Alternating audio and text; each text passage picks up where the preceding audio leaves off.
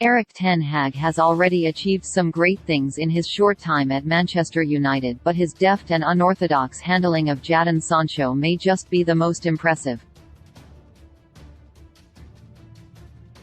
The steely and unwavering approach to dealing with the sulking Cristiano Ronaldo certainly runs it close, but in contrast to the hardened approach that required, Ten Hag has been patient, delicate and supportive with the way he spotted an out-of-sorts player and completely turned his fortunes around. The Dutchman is just as capable with the carrot as he is with the stick.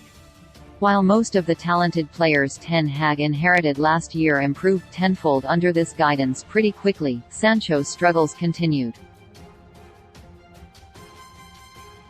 United failed in 3 attempts to sign the thrilling forward before they eventually got their hands on him, at great cost too, but it was looking increasingly as though it was a wasted endeavour.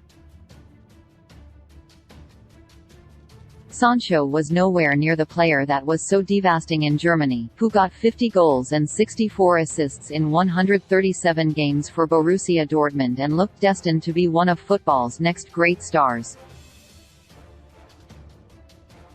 His confidence was shot and he was completely off his game. The World Cup break came at the perfect time. A player of Sancho's caliber should have been in the squad, and it speaks volumes that there was no protest over his omission. While the blow may well have stung, it was a great opportunity for the 22-year-old to focus on getting his body and mind right. Heeding Ten Hag's advice, Sancho travelled to the Netherlands to train with coaches the manager recommended to get back to optimum fitness. He missed the warm weather training trip to Spain as a result, but it all appeared to be a smart plan to have Sancho raring to go once the season resumed.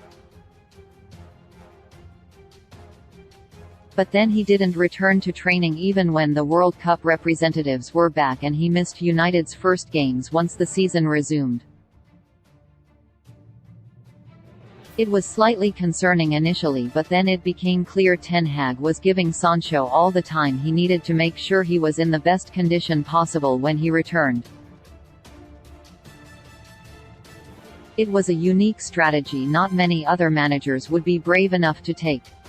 Sancho was technically fit enough to play matches, but instead of rushing him back when he wasn't 100% ready, Ten Hag took the risk of going into 11 matches purposely light on attacking options to ensure he would get a better and happier player at the end of it. It has proved to be yet another bold Ten Hag call that has worked out brilliantly. Since he's been back, Sancho has looked re-energized and rejuvenated, with 2 goals to his name in just 151 minutes of Premier League football.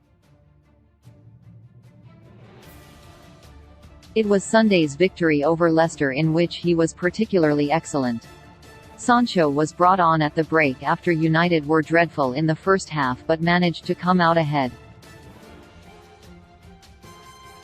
But instead of playing on the wing, he was deployed in the attacking midfield position.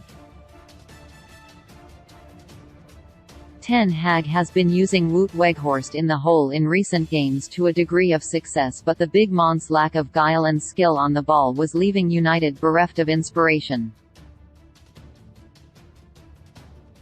With Sancho, United suddenly had a creative spark and they destroyed the Foxes in the second 45. Sancho has never been the quickest winger and instead uses positioning, timing and his tight control to beat players, skills that can be extremely useful in the busy center of attack. United were vibrant, exciting and relentless with Rashford and Fernandes either side of Sancho and Weghorst back up front. It's an attacking lineup we should see from the start of a game. Thursday's enticing second leg against Barcelona looks set to be another fascinating game, and it could be the grand payoff of his Sancho strategy. United will need to be as good as they were in the second half on Sunday from the first whistle.